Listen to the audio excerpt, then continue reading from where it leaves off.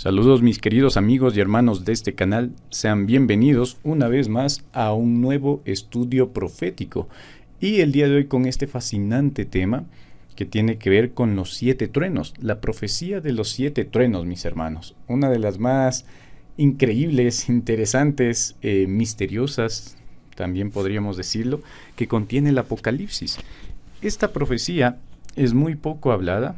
Personalmente no he visto ningún predicador, no he escuchado ningún maestro expositor hablando sobre esta profecía en específico.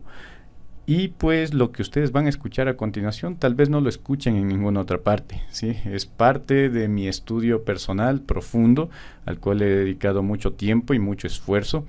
Y con la dirección de Dios creo que hemos llegado a una interpretación o a una postura correcta y bíblica sobre lo que es la profecía de los 7 truenos. También comentarles que este tema fue originalmente planeado, fue hecho con el afán de ser presentado en un campamento sobre los eventos finales, al cual fui invitado, pero debido a varios motivos se me presentaron muchos inconvenientes y no pude exponer este tema, lo cual me hace pensar que es un tema bastante importante, puesto que Satanás, el enemigo, trabajó arduamente para que no pueda ser expuesto al público al cual iba destinados. Sin embargo, lo tienen aquí, ¿sí? Se los voy a presentar a ustedes y espero que tenga mucha difusión. Ayúdenme compartiéndolo, poniendo me gusta, dejando sus comentarios para que muchas más personas puedan verlo y muchas más personas puedan conocer más sobre las profecías bíblicas, acercarse más a Dios mediante este estudio. Así que, mis queridos hermanos, sin más que decir, vamos a comenzar con este fascinante estudio sobre los 7 truenos de Apocalipsis capítulo 10. Muy bien, el texto en cuestión de estudio del día de hoy se encuentra en Apocalipsis capítulo 10, versículos 3 y 4, y nos dice: y clamó a gran voz como ruge un león, y cuando hubo clamado, 7 truenos emitieron sus voces. Cuando los 7 truenos hubieron emitido sus voces, yo iba a escribir, pero oí una voz del cielo que me decía: sella las cosas que los 7 truenos han dicho y no las escriba. Ojo con el texto. Como les comentaba al inicio, a mí me parece muy fascinante, pero también misterioso este texto, puesto que, como sabemos, tanto los libros de Daniel y Apocalipsis son libros que actualmente están abiertos, son libros que son una revelación para el pueblo de Dios, pero también para el mundo. No es el propósito de Dios que Daniel y Apocalipsis estén velados o sean libros sobre los cuales haya un velo de oscuridad, o que no podamos comprender o conocer, sino todo lo contrario, deben ser conocidos y comprendidos por todo el mundo, puesto que su mensaje es relevante para hoy más que nunca. Pero, sin embargo, tanto en Daniel como en Apocalipsis, lo único que vamos a encontrar que sigue sellado es esta profecía de los 7 truenos. Lo único que se le ordena a Juan sellar es esta profecía. Por eso me llama mucho la atención. Y no es que no se pueda comprender o no se pueda llegar a saber lo que representa esta profecía. No, lo que pasa aquí es que aún no era tiempo, así como sucedió con muchas otras profecías, y de hecho vamos a ver un poco de ese patrón profético, ¿sí? Entonces, esta profecía estaba sellada porque no era para ese tiempo. ¿Significa eso que nunca va a ser abierto el sello? No, porque ese no es el propósito de Dios. Lo que significa es que tiene que ser abierto a su debido tiempo. Y créanme que ya ha sido abierto parcialmente, ¿sí? Entonces, esto es lo que vamos a estudiar. Pero recordemos que esta profecía está en un contexto, ¿sí? Entonces, vamos a hablar un poquitín del contexto para comprender un poco mejor y no confundirnos al momento de interpretar. En primer lugar, debemos recordar que esta sección, esta profecía, aparece en el paréntesis entre la sexta y la séptima trompeta. Para más detalles sobre sexta y séptima trompeta, busquen el estudio profético de estos temas en mi canal. Al momento de grabar este video no se encuentran todavía subidos estos temas, pero lo estarán eventualmente, donde voy a explicar de manera detallada tanto la sexta como la séptima trompeta. Pero, en pocas palabras, recordemos que la sexta y la séptima trompeta son las últimas antes de que Cristo venga por segunda vez. Es más, la séptima trompeta, estimados hermanos, en poquísimas palabras, resumiendo, que esto ya lo expandiremos como les mencioné. Sí, la séptima trompeta representa la asunción del reino por parte de Cristo. ¿Sí? Cuando Cristo ya asume el reinado, ahí se toca la séptima trompeta. Ese es el toque de la séptima trompeta. ¿Sí? Entonces eso es algo que debemos comprender de manera muy clara. Recordemos que tras su muerte, victoria en la cruz y ascensión al cielo, Cristo toma el reino para sí. ¿Sí? Toma el reino de este mundo para sí. Se le entrega el reino. Eso lo dice clarito la palabra de Dios. Sin embargo, Él aún no ha empezado a gobernar. Él aún no ha asumido ese reinado. ¿Cuándo asume ese reinado? Cuando se termina su ministerio en el santuario celestial, cuando termina el juicio investigador, cuando comienza el tiempo de angustia y cuando se cierra la puerta de la gracia. Todos estos eventos que les acabo de decir suceden al mismo tiempo. O se podría decir que son lo mismo, ¿no? Son parte de un todo. ¿Sí? Entonces, cuando todo esto sucede, es porque Cristo está asumiendo el reinado. Y esto es la séptima trompeta. ¿Por qué es importante tomar en cuenta esto, hermanos? Porque si esta profecía aparece en este punto de la historia, aparece en este paréntesis, entonces significa que está relacionada a los eventos que se dan antes de que Cristo venga por segunda vez. Y eso ya nos ayuda a ubicarnos cronológicamente. ¿Sí? Nos da una idea de dónde podemos ubicarnos cronológicamente. Porque igualmente el libro Dulce y Amargo y luego la profecía de los dos testigos también nos ayudan a ubicarnos cronológicamente y podemos comprender que estamos hablando en ese periodo comprendido entre la sexta y la séptima trompeta. Es decir, al fin del tiempo del fin, desde 1844 hasta que Cristo venga. Estamos hablando de ese periodo de tiempo, ¿sí? Así que ya tenemos una idea de dónde más o menos podemos ubicarnos. En segundo lugar, esta profecía forma parte a su vez de una profecía más amplia, la del libro Dulce y Amargo. Estos 7 truenos, esta profecía de los 7 truenos, aparecen, mis queridos hermanos, dentro de una profecía más grande, que es la profecía del libro Dulce y Amargo. Y de hecho es importante comprender de manera clara la profecía del libro Dulce y Amargo, que se encuentra en todo el capítulo 10, para tener una comprensión más clara de los 7 truenos. Nuevamente les invito a que puedan ver en mi canal el estudio profético sobre el capítulo 10 y sobre la profecía del libro Dulce y Amargo para tenerlo más claro. Sin embargo, aquí sí lo explicaré de manera breve, pero para más detalles busquen ese video. Este paréntesis es una antesala a la sección escatológica del libro. Recordemos que Apocalipsis está dividido en 2 partes. Una sección predominantemente histórica que justamente abarca hasta el capítulo 10 y una escatológica que comienza en el capítulo 11. ¿Sí? Entonces, este paréntesis, estas profecías del capítulo 10 y 11 son como una antesala, ¿no? Que nos introduce a la parte escatológica, es decir, a la parte del libro de Apocalipsis que habla especial y singularmente sobre los eventos finales de esta tierra. ¿Sí?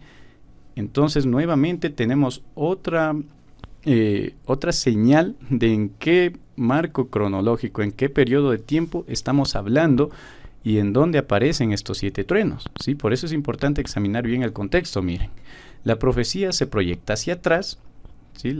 Porque hay profecías de tiempo, ahí van a encontrar los 1260 años, por ejemplo, y sobre todo aquí en el capítulo 10 van a encontrar la profecía de los 2300 tardes y mañanas. Entonces se proyecta hacia atrás, pero también hacia adelante. Justamente los 7 truenos están relacionados a la profecía de las 2300 tardes y mañanas, pero también se proyectan hacia el futuro. ¿Sí? Entonces, con todo eso claro, ya podemos más o menos ir identificando de en qué punto de la historia se empieza a cumplir esta profecía y para qué punto de la historia el sello va a ser quitado. ¿Sí? Interesante, ¿verdad? Ahora, continuamos. En primer lugar, hablando de la profecía general, que es la profecía del libro Dulce y Amargo, vamos aquí a interpretar brevemente, hermanos, todo lo que les voy a mencionar está expandido en el estudio del capítulo 10, pero brevemente vamos a interpretar esta profecía para comprender lo de los 7 truenos. En primer lugar, recordar que esta es una profecía identitaria, es decir, tiene que ver con nuestra identidad como adventistas del séptimo día. Tiene que ver con la identidad de todos aquellos que esperamos el pronto regreso, el pronto advenimiento de nuestro Señor Jesús. ¿sí? Entonces una profecía identitaria es nuestra partida de nacimiento prácticamente. ¿Por qué? Porque está relacionado a las 2300 tardes y mañanas, al gran chasco, a la necesidad de comenzar la predicación masiva de este mensaje de los tiempos del fin, etc. Es una profecía identitaria. Ahora bien, el capítulo 10, queridos hermanos, comienza hablando sobre un ser, sobre un ángel, ¿no? El que ustedes están viendo en pantalla, esta imagen que está bastante bien representada. Aparece este varón que dice que es un ángel, ¿sí? Que se para sobre el mar y sobre la tierra, levanta una mano para hacer un juramento y en su otra mano tiene un libro dulce y amargo, un librito lo llama, algo pequeño, ¿sí? Que está abierto, lo destaca la Biblia. También se habla de que tiene el arco iris, que viene envuelto en una nube, ¿sí? Que sus pies tienen ciertas características y su rostro otras características, ¿sí? Eso es lo que narra básicamente la profecía del capítulo 10. Ahora bien, ¿quién es este hombre, este mensajero, este ángel que está hablando, hermanos? En primer lugar, debemos recordar que el mensaje proviene directamente de la divinidad. Es un mensaje que viene de Dios, hermanos. Por lo tanto, es un mensaje solemne. Es un mensaje interesante porque ustedes ven que en el Apocalipsis muchas veces hablan ángeles con Juan. Son ángeles los que le dan la revelación a Juan. En este capítulo específicamente se lo da directamente Dios, ¿sí? Y eso llama mucho la atención porque dice que Juan ve descender del cielo. Entonces este mensaje viene directamente de Dios, por lo tanto es un mensaje solemne, muy relevante, a diferencia de otros. Todos son importantes, sí, pero este se le está dando una importancia especial porque viene directamente de la divinidad. Ahora, recordemos que en Apocalipsis los ángeles simbolizan mensajeros. Eso también lo explico un poco en el estudio del capítulo número 1, ¿sí? Entonces los ángeles representan mensajeros en el Apocalipsis, bien sean mensajeros divinos o mensajeros humanos, ¿ya? Eso representa en el Apocalipsis los ángeles. Entonces, aquí no estamos hablando de un ángel literal, sino de un mensajero. Pero, ¿quién es este mensajero, hermanos? Según las características que nos aporta el propio capítulo, podemos deducir que es Cristo. Es Jesús mismo el que está hablando aquí en persona, hermanos. ¿Cómo lo sabemos? Ahí tienen todos los textos bíblicos que lo respaldan. Como siempre les he dicho, en pantalla les dejo los textos bíblicos para respaldar todo lo que les estoy diciendo. Porque todo lo que les digo siempre tiene un respaldo bíblico. Y ustedes pueden profundizar y estudiar por su cuenta los textos que pueden ver aquí en pantalla. Ahora, dice que este personaje viene en una nube, ¿sí? Lo cual siempre en la Biblia está relacionado con la aparición de Dios, con la aparición de Cristo específicamente. Por ejemplo, en Hechos 1:9, cuando Cristo asciende y es recibido por una nube, ¿sí? También se nos presenta el arco iris. El arco iris, recordemos que es señal de pacto entre Dios y el hombre, ¿sí? Representa a Dios el arco iris. También pueden ver en el propio libro de Apocalipsis, capítulo 4:3, que el trono de Dios es descrito con un arco iris. Entonces el arco iris también está relacionado con la presencia divina. Se nos dice que tiene el rostro como el sol, y eso directamente es una descripción de Cristo. Sabemos que a Cristo se lo emparenta con el sol, se lo describe como el sol. Inclusive en el propio capítulo 1:16 nos dice de Jesús directamente que tiene el rostro como sol. Los pies de fuego, que también es una característica que se nos da de Cristo, y la voz de león, que aquí mismo en Apocalipsis se nos dice que Jesús es el león de la tribu de Judá. Entonces, según todas las características que encontramos en el propio capítulo, podemos deducir que este mensajero que aparece es Jesús mismo, ¿ya? Entonces, eso le da una gran solemnidad e importancia a este mensaje. No es un mensaje cualquiera, ¿no? Hay que prestarle atención. Es importante lo que está pasando aquí. Ahora, hablando más precisamente de la profecía general del libro Dulce y Amargo, recordemos que esta profecía marca el inicio del movimiento adventista, puesto que hace referencia al gran chasco. Así, en muy pocas palabras, de lo que está hablando el capítulo 10 en general, es del gran chasco. El mensaje que Cristo entrega a su pueblo es un mensaje global, es para todo el mundo. Por eso se dice que este mensajero está parado sobre un pie sobre el mar y el otro sobre la tierra. Es un mensaje para todos. Sabemos que el agua y la tierra simbolizan, ¿no?, a la gente, a las personas. Entonces es un mensaje universal, hermanos. Y es un mensaje que viene de parte del mismísimo Cristo. No es un mensaje que inventaron los adventistas, ¿no? Es un mensaje que viene directamente de Cristo y que es relevante para nuestro tiempo. Por eso es que aparece así. El librito abierto nos dirige a Daniel 12:4. Recordemos que este ángel tiene este libro abierto y se lo describe como un librito, como algo pequeño, como una sección de algo más grande. Sí, es un librito nada más. Y se nos dice que este está abierto. Esto nos dirige inequívocamente a Daniel 12:4. ¿Cuál era el único libro cerrado de la Biblia? El único que estaba con sello. El libro de Daniel, hermanos. El único libro que necesitaba ser abierto era el libro de Daniel. Sí, porque el resto estaba revelado. Inclusive, por ejemplo, cuando se habla de los 7 sellos en el propio Apocalipsis, se nos dice que ya el Cordero desató esos 7 sellos, ya lo abrió, ¿sí? Ya no está sellado, pero el único libro que permaneció sellado hasta este punto de la historia fue Daniel. Daniel 12:4 lo dice claramente, ¿no es cierto? Se le ordena a Daniel sellar estas profecías porque son para el tiempo del fin, pero tendrían que ser abiertas en el tiempo del fin, ¿sí? Ahora bien, más específicamente, el libro de Daniel contiene una profecía que también fue sellada de manera específica, solamente esa sección, porque la mayoría del libro de Daniel, de hecho, para los tiempos en los que fue abierto el estudio de las profecías de Daniel, que fue alrededor de 1830 en adelante, ¿verdad? Sí, para este tiempo, ya gran parte del libro de Daniel era comprendido, inclusive por los mismísimos reformadores, pero había una sola parte que aún permanecía sellada y que a Daniel se le manda a sellar de manera específica, y ese es Daniel 8:26, lo pueden encontrar en Daniel 8:26, haciendo referencia a la profecía de Daniel 8:14, es decir, las 2300 tardes y mañanas. En otras palabras, hermanos, este librito abierto está hablando de las profecías de Daniel, pero de manera mucho más especial y específica a la profecía de las 2300 tardes y mañanas que permanecía sellada y que iba a ser comprendida o abierta a su debido tiempo. ¿Cuándo se abrió esta profecía? Cuando Guillermo Miller empezó a predicar que Cristo iba a venir en 1844. Los cómputos, los cálculos eran exactos. Los 2300 años de los que habla la profecía sellada, que ahora estaba abierta, arrojaban directamente a 1844 sin equivocación. Sin embargo, el problema fue que se confundió el evento. La fecha era correcta, pero el evento que esperaban estaba incorrecto, lo interpretaron mal. Ellos esperaban que Jesús vuelva en el año de 1844, pero no volvió. Y cuando esto sucedió, los que esperaban el regreso en esta fecha se chasquearon. ¿Sí? Se chasquearon. Por eso es que se describe que este libro era dulce y amargo, porque fue dulce el mensaje, ¿no?, de que en 1844 viene Cristo, pero fue amargo cuando el evento no sucedió. Sin embargo, tomen en cuenta lo que dice el versículo 10:11.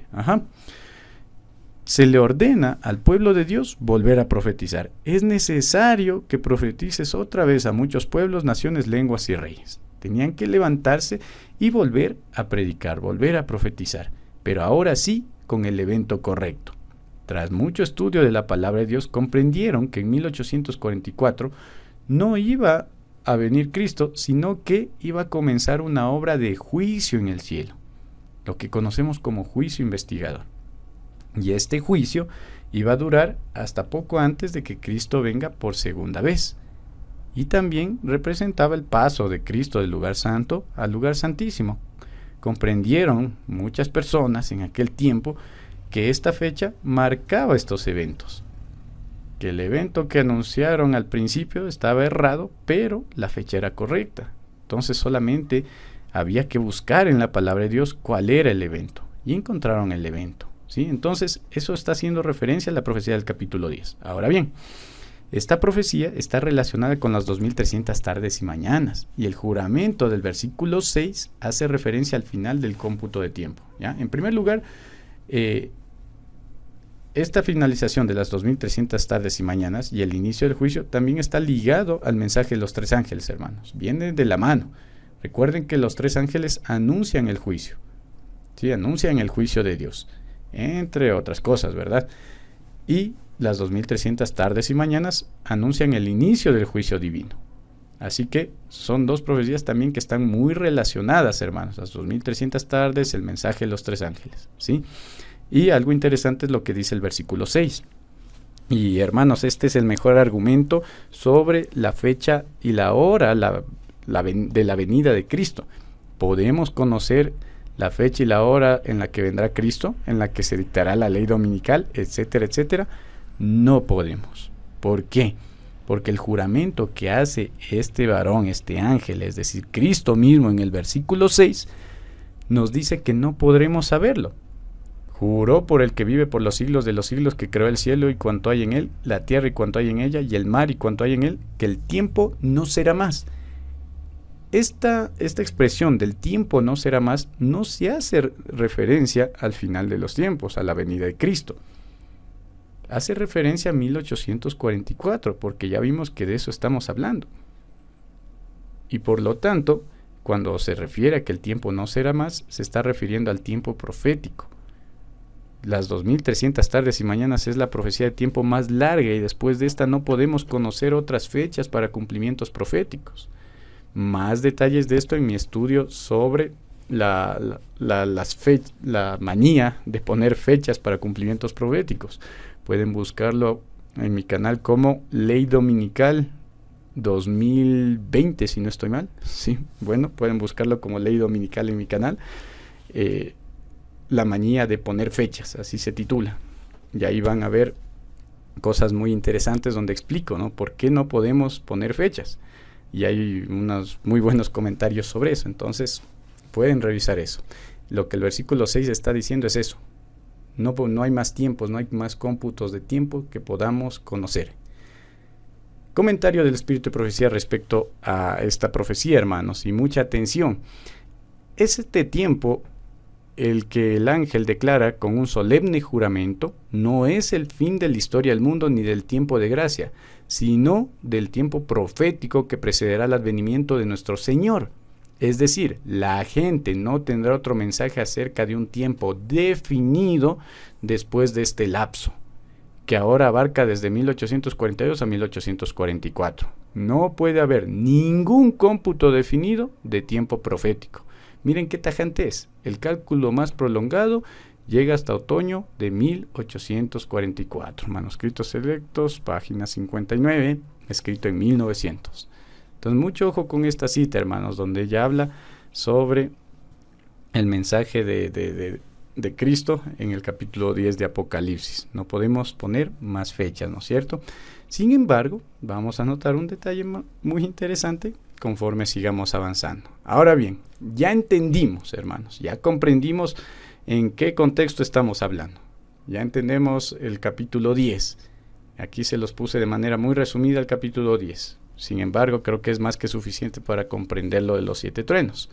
Ahora sí, vamos a hablar de los truenos en cuestión. El mensaje de los truenos está ligado al de los 3 ángeles y su consumación.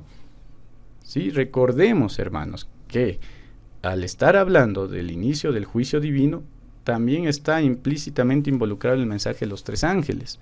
Ahora bien, el mensaje de los 3 ángeles, estimados, se extiende desde 1844 hasta que Cristo viene, hermanos. Porque recordemos que esto es una advertencia, ¿no? El tercer ángel advierte contra la marca de la bestia. Entonces, el mensaje de los 3 ángeles tiene una aplicación que va desde 1844, inclusive ya habla de 1840, hasta que Cristo venga por segunda vez.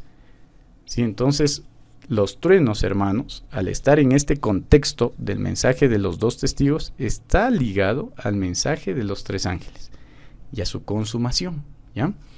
En segundo lugar, está relacionado a periodos de tiempo. Esta sección de Apocalipsis, estos 2 capítulos de Apocalipsis en los que se encuentra esta profecía, nos dan periodos de tiempo, ¿sí? Nos dan tiempos, más claro. Nos dan tiempos para cumplimientos proféticos, los 2300, los 1260 días, los 3 días y medio, ¿sí? Que habla de los 2 testigos, ¿no es cierto? Entre otras cosas. Y también vimos ya la cita del Espíritu de Profecía, de la que habla de los tiempos, ¿no es cierto? Del tiempo no será más. Entonces, estos truenos también están relacionados con un mensaje sobre tiempos, ¿sí? Es un mensaje relacionado al toque de la séptima trompeta. Eso también es importantísimo, hermanos. Recordemos lo que dice el versículo 7. Cuando Él esté por tocar la trompeta, el misterio de Dios se cumplirá. Sí, entonces fíjense que aquí hay un misterio. ¿Cuál es el misterio, hermanos? En el versículo 7 dice que hay un misterio que se cumplirá en los tiempos de la séptima trompeta. Es decir, cuando Cristo asuma el poder. Interesante, ¿verdad? Noten esos detalles. Cuando Cristo asume el poder, ahí se cumplirá el misterio. ¿Cuál es el misterio, hermanos? ¿Cuál es el único misterio que queda aquí abierto en el capítulo 10? Los 7 truenos. ¿Notan? Entonces, eso es otro punto importante. Y por lo tanto también podemos ver que está relacionado con el toque de la séptima trompeta este mensaje. Entonces, comprender el toque de la séptima trompeta también nos ayuda a comprender qué dicen los truenos. La profecía contiene 2 elementos, los truenos y el número 7. Un consejo, si usted quiere estudiar profecía y quiere comprender correctamente qué significa una figura profética, divídala en sus elementos e interprete cada elemento conforme a la Biblia. Luego haga una síntesis, haga una unión o una fusión de todos estos elementos y tendrá la interpretación. Es una manera sencilla de poder comprender Daniel y Apocalipsis. Por ejemplo, una figura profética es el dragón escarlata, ¿ya? Que tiene 7 cabezas y 10 cuernos, ¿no es cierto? Esa es una figura profética. Todo este dragón con todas esas características. Pero a esta figura profética hay que dividirla en elementos. Por un lado está el dragón, por otro lado está el color escarlata, por otro lado están los cuernos y por otro lado están las cabezas. Entonces tengo ahí 4 características de esta figura profética. Buscando su significado 100% bíblico, tanto de las cabezas, del rojo, de los cuernos y del dragón, puedo comprender qué es lo que está simbolizando esta figura profética. ¿Sí? Entonces esa es una muy buena manera de llegar a las conclusiones correctas. ¿Sí? Y en el caso de esta profecía, queridos hermanos, los 7 truenos contiene evidentemente 2 elementos, el número 7 y los truenos como tal. Entonces, para comprender qué está diciendo esta profecía, tengo que comprender el número 7 y los truenos. Luego unir estas características y ya podemos saber a qué hace referencia la figura profética. Es notable un patrón de revelación que esta profecía sigue. Ahora bien, aquí entra otro tema importante, un patrón de revelación. Van a notar que hay un patrón que sigue esta profecía y que siguen muchas profecías de la Biblia. Y ese patrón es el siguiente. Primero se da la revelación. Dios revela, ¿no es cierto? Luego se le pone un sello a esa revelación. Luego hay una comprensión parcial de la profecía. Hay un cumplimiento parcial de esta profecía. Y finalmente hay una comprensión cabal y el cumplimiento cabal. Esto sucede con muchas profecías. Por ejemplo, el de las 2300 tardes y mañanas. Esta profecía se encuentra en Daniel capítulo 8. ¿Sí? Y pongo este ejemplo porque está relacionado al estudio que estamos haciendo en este momento.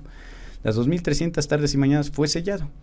¿Sí? Y la profecía en general fue sellada hasta cierto punto. ¿Ya? ¿Cuál era la profecía general de las 2300? El macho cabrío, el carnero y el macho cabrío. ¿Se acuerdan? Ahí es donde están las 2300 tardes y mañanas. Entonces, una vez que es revelado, es puesto un sello y hay una comprensión parcial. Se comprendió parcialmente esta profecía de Daniel 8. Inclusive el ángel le explica a Daniel, mira, el carnero representa a los reyes de Media y de Persia. Y el macho cabrío representa a un rey que vendrá después, que es Grecia, el príncipe de Grecia.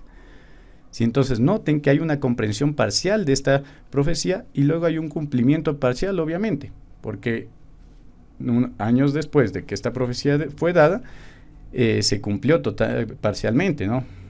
Llegaron los medos y los persas, luego llegaron los griegos y se cumplió parcialmente. Pero aún faltaba por comprender una parte, que era la parte que estaba específicamente sellada, es decir, las 2300 tardes y mañanas. Esta comprensión fue cabal apenas para 1844. Ahí se terminó de comprender toda esta profecía, mire. Y tuvo su cumplimiento cabal en 1844. Notan que hay un patrón y esto se repite con varias profecías. Y por la estructura que lleva el capítulo 10 podemos notar que los 7 truenos siguen esta misma estructura. Puesto que hubo una revelación en el capítulo 10, fue sellada la voz de los truenos, hay una comprensión parcial, que ya les expliqué ahorita, ¿verdad?, lo que significa lo del capítulo 10, hay un cumplimiento parcial que ya se dio, y luego hay una comprensión cabal, es decir, la parte que estaba sellada se llega a comprender. Tiene que haber una comprensión cabal del capítulo 10, y para que haya esa comprensión hay que entender qué son los 7 truenos, y finalmente un cumplimiento cabal. Pero ¿cuándo se puede comprender y cuándo se puede saber? En el tiempo específico para el cual fue designado esta profecía y para el cual el pueblo de Dios necesita luz. Que eso es lo importante de la profecía, darle luz al pueblo de Dios en su caminar en este mundo. Entonces, en el momento en el que el pueblo de Dios necesite luz sobre los 7 truenos, van a tener esta comprensión. Y finalmente va a haber un cumplimiento cabal de esta profecía. Entonces, interesante, ¿no es cierto? Ahora, continuando, desglosamos, vamos primero a ver qué nos dice el Espíritu de Profecía sobre los 7 truenos, que es fascinante. Juan recibe la orden, como a Daniel, con respecto al librito. Sella las cosas que los 7 truenos han dicho. ¿Notan? Aquí ella está hablando del patrón que les acabo de describir. Sí, se hace referencia a Daniel, ¿no?, que se le mandó que selle el librito. Lo que hablábamos de Daniel 12:4 y de Daniel 8:26. Que selle. Sí, pero posteriormente sería comprendido, ¿no? Sella y se hace esta relación. Así como se le mandó a Daniel a sellar lo que él escribió, también a Juan se le manda a sellar lo que dijeron los 7 truenos. Estos, ¿sí?, miren lo que dice ella, estos truenos se refieren a sucesos futuros que serán revelados a su debido tiempo. Ahí está. Todo lo que les vengo diciendo, ¿no? Claro que yo les expliqué con Biblia, aquí el Espíritu de Profecía lo dice directo, ¿no? Pero recordemos que siempre tenemos que interpretar con la Biblia, hermanos, no con el Espíritu de Profecía. El Espíritu de Profecía solo nos sirve para confirmar nuestros hallazgos. Yo no leí ninguna de estas citas que están viendo en este estudio. Ninguna de estas citas las leí antes de hacer el estudio. Primero hice el estudio con la Biblia y después las citas del Espíritu de Profecía confirmaron muchos de los puntos. Juan ve el librito sin sellos. Entonces, las profecías de Daniel tienen su debido lugar en los mensajes proclamados al mundo por los ángeles primero, segundo y tercero. Recordemos que estamos viviendo en épocas de la proclamación del mensaje del tercer ángel, hermanos, y que este va a tener su consumación cabal en un futuro. ¿Sí? Todavía no se consuma, no se cumple por completo el mensaje de los 3 ángeles. ¿Sí? Todavía seguimos anunciándolos, ¿no es cierto? Entonces, nos dice que estos mensajes, si ustedes se dan cuenta, el mensaje de los 7 truenos está relacionado a la proclamación del mensaje del primero, segundo y tercer ángel. La apertura del librito era el mensaje en relación con el tiempo, lo cual ya leímos anteriormente. Juan escuchó los misterios que pronunciaron los truenos, pero se le ordenó que no los escribiera. La luz especial que se le dio a Juan, que estaba expresada en los 7 truenos, era un bosquejo de sucesos que debían ocurrir bajo los mensajes del primer y del segundo ángel. ¿Sí? Notan que en el párrafo anterior, ella está hablando de la proclamación de los ángeles primero, segundo y tercero. Esta profecía de los 7 truenos está relacionada a la proclamación del mensaje del primero, segundo y tercero. Pero enseguida, en esta parte de abajo, se nos habla de que los 7 truenos son un bosquejo de los sucesos que deben ocurrir bajo el primero y el segundo ángel. Notan, no se está mencionando al tercer ángel. ¿Por qué? Ya vamos a ver por qué. No era lo mejor que la gente conociera estas cosas porque su fe tenía que ser necesariamente probada. En el plan de Dios se proclamarían verdades sumamente maravillosas y avanzadas. Los mensajes de los ángeles primero y segundo habían de ser proclamados, pero no iba a revelarse luz adicional antes de que esos mensajes hubieran alcanzado su propósito. Noten, estos mensajes tienen que alcanzar su propósito antes de recibir luz adicional. Estos 2 mensajes ya alcanzaron su propósito, hermanos, que eran sacar un pueblo un pueblo que proclamara justamente los 3 mensajes y que se preparara para la venida del Señor. Después de esto dice, vendría luz adicional, lo cual sí sucedió, pero aquí no está tomando en cuenta el tercer ángel. Entonces hay un mensaje que podemos darnos cuenta, sí, hay un mensaje relacionado a la proclamación del primero y el segundo ángel, ¿sí? Y que tiene que ver con un bosquejo de los sucesos que debían ocurrir en un futuro bajo la proclamación del primer y el segundo ángel.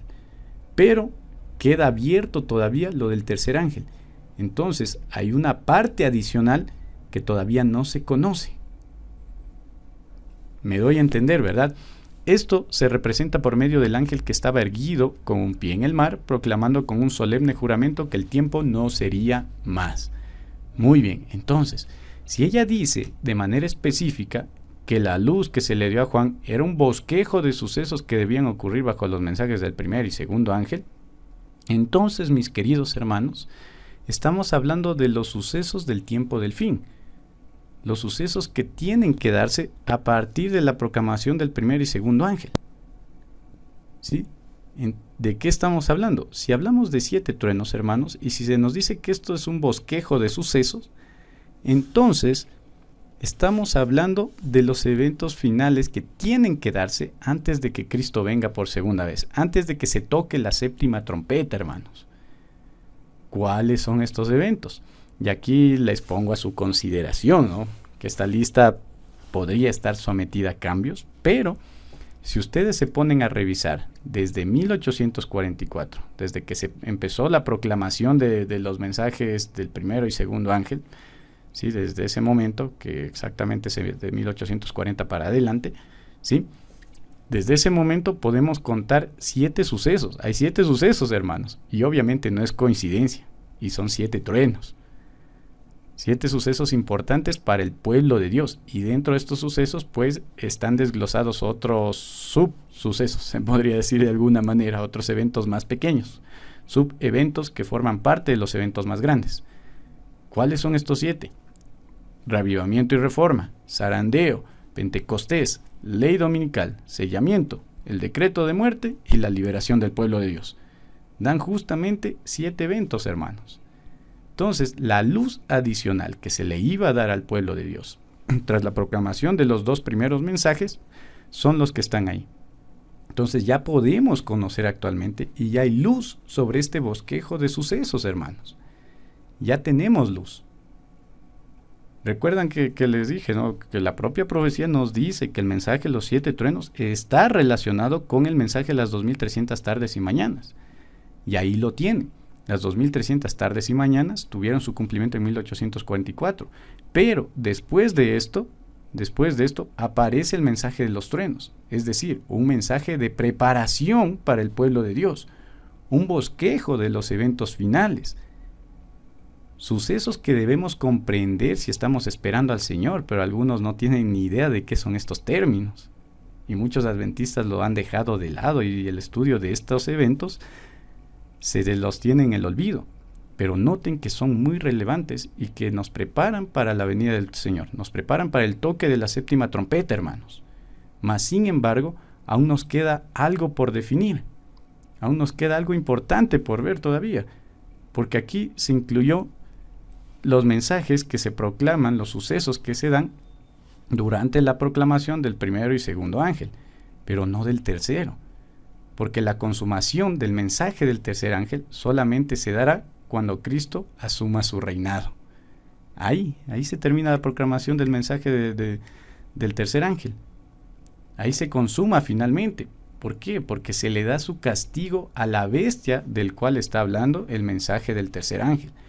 Entonces, aún hay una cosa más que pueden revelarnos los truenos. Y ahí es donde entran, hermano, las 2 características de esta figura profética. El número 7, hermanos. Y entendiendo estas características, vamos a entender cuál es el mensaje final de los 7 truenos. ¿Qué es lo que pasa después de estos 7 eventos, más claro? ¿Qué es lo que pasa al final de estos 7 eventos? ¿Qué es lo que pasa cuando se toca la 7ª trompeta? Y que solamente va a ser comprendido, como ya vimos, a su debido tiempo. Y es más, por las personas específicas y correctas. Una cosa increíble. El número 7, hermanos, en la Biblia. ¿Qué representa el 7? Hemos oído que representa perfección, pero muy pocas personas pueden sustentarlo bíblicamente, ¿sí? Aparte de perfección, hermanos, vamos a notar que en toda la Biblia el 7 representa cabalidad. Algo que está completo, hermanos, algo que está lleno. Algo que llegó a su fin o un nuevo comienzo. La consumación de un tiempo. ¿Sí? Todo eso representa el 7 en la Biblia, hermanos. Y aquí tienen todos los versículos para respaldarlo. Y les puse algunos ejemplos. Por ejemplo, la creación y el reposo. El diluvio, ¿no? ¿Cuándo se dio el diluvio? Después de los 7 días que Noé permaneció en el arca. Las fiestas solemnes, hermanos, esto es un tema interesantísimo. Es increíble estudiar las fiestas solemnes y van a encontrar el número 7 por todas partes. Por todas partes está el número 7. Solamente en la fiesta de los panes sin levadura, recuerden que consumían los panes durante 7 días, hermanos. Los jubileos, que son 7 veces 7 años, ¿sí? 7 tiempos de 7 años, y en el número 50, es decir, en el octavo del séptimo periodo de 7 años, era la liberación de la tierra. El jubileo es algo interesantísimo de estudiar, hermanos, los jubileos, que sí les recomiendo bastante. Y también al estudiar sobre el número 7, sobre los jubileos, las fiestas, etcétera, van a entender también el simbolismo del número 8. Y esto nos va a ayudar a comprender el capítulo 17 de Apocalipsis y el famoso 666. ¿Sí? Entonces, es un tema importantísimo el comprender los números. También tienen el reposo de la tierra, que se ordena en Levítico 25, ¿no? Tras 7 años, la caída de los muros de Jericó, el templo, hermanos, el templo está cargado de números 7. Cuando Salomón construyó el templo, van a notar que el 7 estuvo muy involucrado, ¿sí? Entonces, todos estos versículos que ustedes están viendo en pantalla y estos ejemplos que les acabo de poner, nos ayudan a comprender que el número 7 no solamente refleja perfección, sino también cabalidad. Algo que está completo, hermanos, o la consumación del tiempo, ¿sí? El séptimo día, Dios terminó de crear, ¿no es cierto? Y reposó. Se consumó el tiempo de la creación. Y así van a encontrar esas referencias. Entonces, fíjense que el 7 está hablando de consumación de tiempos, del final de un periodo, de algo que está completo, ¿sí? En el caso de las fiestas y las leyes mosaicas, es una muestra tanto tipológica como escatológica de este hecho, ¿sí? Tipológicamente van a encontrar mucha relación con el número 7 y estas también tienen mucho que ver con el tiempo del fin, ¿sí? Hablando tipológicamente, por ejemplo el Sukkot, ¿no? El Sukkot también estaba muy relacionado al número 7 y sabemos que el Sukkot o la fiesta de las cabañas tiene que ver con el fin del pecado y el inicio del milenio. ¿Sí? El séptimo milenio, dicho sea de paso. Entonces, cosas interesantes que van a encontrar sobre el 7. Pero en las fiestas van a ver que el 7 está relacionado a la venida de Cristo, ¿no? Al fin de los tiempos también. En Isaías 30:26 el número 7 está relacionado con la liberación del pueblo de Dios. Interesante, ¿sí? ¿Se acuerdan que uno de los 7 sucesos a los que puede estar haciendo referencia a los 7 truenos es la liberación? Y justamente la séptima trompeta, hermanos, tiene que ver con la liberación del pueblo de Dios. Eso es parte está implícito en que Cristo empiece a gobernar, ¿sí? Y finalmente el Apocalipsis tiene una estructura de 7, que también está implícita en Daniel, y no voy a extenderme mucho en eso, pero en Apocalipsis ustedes van a encontrar las 7 iglesias, los 7 sellos, las 7 trompetas, los 7 truenos en este mismo momento, las 7 plagas. Algo curioso, hermanos, algo curioso y que les invito a tomar mucho en cuenta es que después de todos los periodos de 7 que aparecen en el Apocalipsis, sucede un evento y solo uno. Aparece Cristo, siendo Cristo un octavo. Tomen mucho en cuenta lo que les estoy diciendo en este momento, ¿sí? Entonces, cuando se cumple la estructura de 7 del Apocalipsis, siempre viene Cristo. Siempre aparece Cristo. Después de las 7 iglesias, ¿qué sucede? Viene Cristo. Después de los 7 sellos, ¿qué sucede? Viene Cristo. Lo mismo después de las 7 trompetas. Viene Cristo. Entonces, noten cómo en Apocalipsis el 7 tiene mucho que ver con el fin de los tiempos y con que Cristo viene. en poquísimas palabras. Y lo mismo encuentran en el resto de la Biblia, si es que ya se dieron cuenta hacia dónde va esto. Y si son deductivos, notarán ya que es lo que está anunciando los 7 truenos. Ahora, los truenos en la Biblia, hermanos.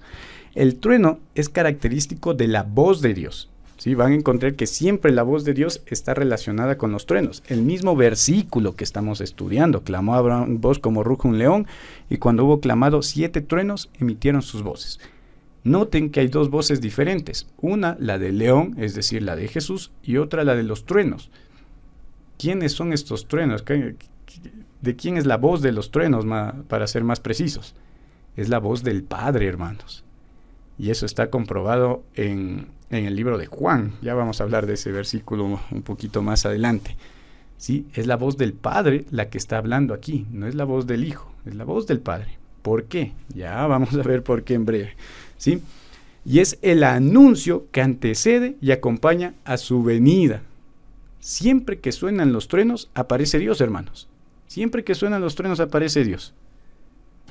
Y eso es algo increíble. Están casi exclusivamente relacionados a la llegada de Dios, a su presencia, no solo en el cielo, sino también en la tierra. Detalle importantísimo. Los truenos anuncian la presencia de Dios, y les invito muy encarecidamente a que puedan leer los versículos que ven en pantalla sobre lo que estoy diciendo. Éxodo 19, 16, 20, 18, Job 36, 33, Salmo 77, 18, Isaías 29, 6 y Apocalipsis 14, 2. El trueno anuncia la presencia de Dios. Así en pocas. Recuerden en Éxodo 19, cuando Moisés recibió los 10 mandamientos y el pueblo se reunió al pie del monte, y dice que cuando Dios descendió en el monte, escucharon truenos. El pueblo escuchaba truenos. Y aquí otro detalle importante: Moisés no escuchó truenos, Moisés escuchó voces. Curiosísimo, ¿no es cierto? Todo esto ya debería darles la respuesta de qué es lo que simbolizan los truenos, los 7 truenos. ¿Sí? Ahora bien, miren, queridos hermanos, si decimos que el 7 representa la consumación del tiempo, representa algo que está completo, representa inclusive la venida de Cristo en el Apocalipsis, y si hablamos de que los truenos representan la presencia misma de Dios, de manera visible, factible, uniendo estos 2 elementos, ¿a qué conclusión llegamos? ¿Qué es lo que anuncian realmente estos truenos? ¿Qué es lo que pasa después de los 7 sucesos que ya enumeramos, hermanos, y que tienen que ver con los truenos? Después de los 7 truenos, después de los 7 sucesos, se da uno y un solo evento, hermanos. ¿Qué representan los 7 truenos? Es el anuncio del tiempo exacto de la venida de Cristo. Así de simple, hermanos. Es el anuncio de que Jesús viene ya, pero no de manera ambigua, no de manera general, porque nosotros ya estamos anunciando desde este momento que Cristo viene. No, es el anuncio exacto. Por eso es que se selló, hermanos, porque el tiempo no podía ser conocido en aquel entonces, y solamente en su debido momento será conocido. ¿Qué es lo que están anunciando estos truenos, hermanos? El momento exacto de la venida de Cristo, es decir, el día y la hora de la venida. Se va a conocer exactamente en qué momento va a venir Jesús. Sí, se va a conocer, hermanos. Y me atrevo a decirlo aquí directamente, aunque algunos digan que es un poco polémico, y aunque algunos digan, no, pero hermano, usted se está contradiciendo, porque hace rato leímos ese texto del Espíritu de Profecía, que ya no hay cómputos de tiempo. Y sí, es totalmente cierto, ese texto está bien, y yo lo defiendo a muerte. Sí, entonces ese texto está bien. Entonces, ¿cómo es que se va a conocer el tiempo exacto de la venida de Cristo? Sencillo, hermanos. No va a ser mediante ningún cómputo de tiempo. No va a ser mediante ningún cálculo. No está escrito en la Biblia, hermanos. Por más que algunos hablen de los 6,000 años del pecado, de los 120 jubileos, de las 3 generaciones y media. Sí, ustedes saben, hay muchas posturas, ¿no?, que han intentado calcular una fecha. No sale a partir de la Biblia ni del Espíritu de Profecía, hermanos. No está ahí escrito. ¿Por qué? Un simple y sencillo hecho que acabamos de leer. Los truenos, hermanos, son la voz del Padre. El Padre anuncia, hermanos. No lo anuncia ni Cristo ni ningún humano. No lo anuncia nadie. Lo anuncia directamente el Padre a su debido tiempo. No sale de ningún cómputo de tiempo. Eso decía el Espíritu de Profecía. Si vieron, no se puede hacer ningún cómputo de tiempo sobre cumplimientos proféticos. No, aquí la profecía dice que son truenos, es decir, la voz del mismísimo Padre, hermanos. No un cómputo a partir ni de la Biblia ni de ningún lado. Es el Padre el que va a anunciar. Por eso, hermanos, todos aquellos que tratan de poner fechas para cumplimientos proféticos están yéndose en contra de la voluntad del mismísimo Padre. ¿Por qué afirmo todo esto con tanta certeza? Por lo siguiente, hermanos. Un texto interesante, Juan 12, 28, 32. Padre, glorifica tu nombre. Entonces vino una voz del cielo. ¿De quién era la voz del cielo que vino? Del Padre. Aquí está Jesús, ¿verdad? Hablando. Aquí está Jesús rodeado de gente. Y dice que viene una voz del cielo. Y dice, lo he glorificado y lo glorificaré otra vez. Y la multitud, ojo con esto, que estaba allí y había oído la voz, decía que había sido un trueno. Wow, ya van uniendo las piezas, ¿verdad? La gente que estaba alrededor, ¿qué dice que escuchó? Un trueno. No pudo identificar la voz del Padre. ¿Se acuerdan que les dije que se fijen en el detalle de la ley? Cuando Dios le da la ley a Moisés en el monte. Pasó exactamente lo mismo, hermanos. La voz del Padre, para los impíos, suena como un trueno. Pero para los hijos de Dios, es totalmente audible. Moisés escuchó a Dios. Él no escuchó los truenos, él escuchó a Dios, hermanos. El pueblo fue el que escuchó los truenos. Aquí en Juan pasa lo mismo, miren. El Padre habla para dar testimonio del Hijo y el Hijo escucha claramente la voz del Padre, pero los que estaban alrededor solo escucharon un trueno. ¿Se fijan? Hay un grupo específico que puede escuchar la voz del Padre. Y solamente el Padre anuncia, hermanos, el momento de la venida del Hijo. No lo anuncia nadie más. Interesante, ¿verdad? Otros decían, un ángel le ha hablado. Respondió Jesús y dijo, no ha venido esta voz por causa mía, sino por causa de vosotros. Ahora es el juicio de este mundo. Noten también la temática del juicio relacionada con este evento. Ahora el príncipe de este mundo será echado fuera, y yo, si fuere levantado de la tierra, a todos atraeré a mí mismo. ¿Sí? Entonces, ahí lo tienen, es la voz del Padre la que está hablando, y solo Él se reserva el momento de anunciar el 7 y el trueno, es decir, el momento de su venida, la consumación del tiempo, el cumplimiento de las profecías, ¿sí? El epítome de las profecías, la venida de Cristo, el tiempo exacto, hermanos.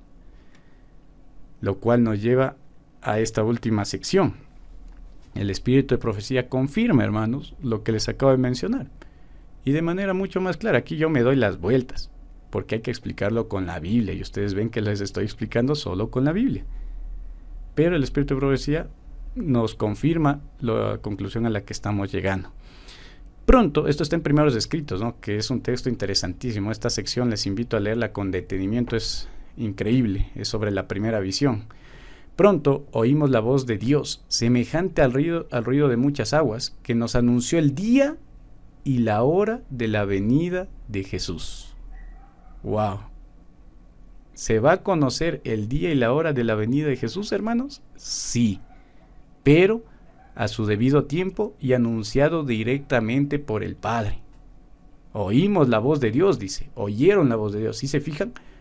El anuncio del día y la hora no viene de un cómputo de tiempo, viene de un anuncio directo de Dios, del Padre. Lo que les venía diciendo. Los 144,000 santos vivientes reconocieron y entendieron la voz, pero los malvados se figuraron que era fragor de truenos. Hermanos, yo les prometo que esta cita la había leído hace muchísimo tiempo, no la recordaba, pero al terminar de hacer este estudio, a partir de la Biblia, me volví a topar con esta cita. Yo no estaba buscando esta cita, pero Dios me la envió. Puedo decirles con certeza que Dios me la envió Y fíjense que todo lo que les acabo de exponer en el estudio, basado solo en la Biblia, se confirma aquí de manera casi exacta, hermanos. Por eso es que yo me quedé sorprendido. Sí, entonces, fíjense, los 144,000 santos vivientes reconocieron y entendieron la voz, pero los malvados se figuraron que era fragor de truenos, lo que pasó con Jesús, ¿no es cierto? Y lo que pasó en el monte Sinaí. ¿Se acuerdan cómo Moisés aparecía después de hablar con Dios en el monte? Dice que su rostro resplandecía. ¿Se acuerdan que el rostro de los 144,000 también resplandece? Sí, una relación interesante, miren. Fíjense que son los 144,000 los que escuchan. Este es el grupo que escucha, hermanos. El día y la hora le es anunciado a los 144,000. Es decir, el anuncio del día y la hora tiene que ser dado después de que aparezcan este grupo de personas. Y de manera exacta tiene que darse, tal como vimos, después de los 7 eventos. Después de los 7 sucesos, ¿no? Porque veíamos que los 7 truenos son un bosquejo de los sucesos finales, de los sucesos que se dan bajo la predicación del primero y segundo ángel. Entonces, después de estos 7 sucesos, cuando ya los 144,000 están sellados, ahí se da el anuncio del día y la hora exactas de la venida de Cristo. Muy interesante, solamente por el Padre y solamente estas personas. Por eso es que Juan lo selló. Recuerden que una profecía permanece sellada hasta que sea su debido tiempo. Entonces se conocerá el anuncio, el día y la hora exacta en el momento exacto que deba conocerse. Pero mientras tanto se puede conocer el cumplimiento parcial. ¿Cuál es ese cumplimiento parcial del que ya hablamos? Los 7 sucesos. Eso sí podemos entenderlos, comprenderlos. Y aunque no tengamos la fecha para ellos, sabemos cómo y más o menos en qué orden y qué es lo que va a pasar con respecto a estos eventos. Se nos ha revelado ya, hermanos, está en la Biblia y en el Espíritu de Profecía, ¿sí? Entonces, cuando Dios señaló el tiempo, derramó sobre nosotros el Espíritu Santo y nuestros semblantes se iluminaron refulgentes con la gloria de Dios, como le sucedió a Moisés al bajar del Sinaí. Los 144,000 estaban todos sellados y perfectamente unidos. En su frente llevaban escritas estas palabras: Dios, Nueva Jerusalén. Y además, una brillante estrella con el nuevo nombre de Jesús. Los impíos se enfurecieron al vernos en aquel santo y feliz estado, y querían apoderarse de nosotros para encarcelarnos. Sí, esto se da durante el tiempo de angustia de Jacob, miren. Cuando extendimos la mano en el nombre del Señor y cayeron rendidos al suelo. La liberación del pueblo de Dios, hermanos. Entonces conoció la sinagoga de Satanás que Dios nos había amado a nosotros, que podíamos lavarnos los pies unos a otros y saludarnos fraternalmente con ósculo santo. Y ellos adoraron a nuestras plantas. No los adoraron a los 144,000, ¿no? Sino a Dios, pero a plantas de ellos. Pronto se volvieron nuestros ojos hacia el oriente, donde había aparecido una nubecilla negra del tamaño de la mitad de la mano de un hombre, que era, según todos comprendían, la señal del Hijo del Hombre. Ahí tienen el tiempo exacto de cuándo se va a anunciar esto, hermanos.